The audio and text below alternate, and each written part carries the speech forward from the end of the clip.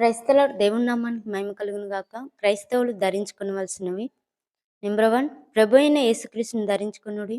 రోమీయులకు రాసిన పత్రిక 13వ అధ్యాయం 14వ వచనం. నంబర్ 2, ప్రేమను ధరించుకొనుడి. కొలస్సీయులకు రాసిన పత్రిక 3వ అధ్యాయం 14వ వచనం.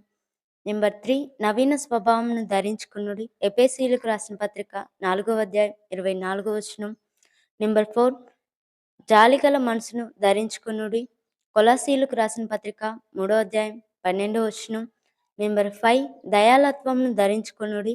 కొలస్సీయులకు రాసిన పత్రిక 3వ అధ్యాయం 12వ వచనం. నంబర్ 6, దేవుడిచ్చు సర్వాంగ కవచమును ధరించుకొనుడి.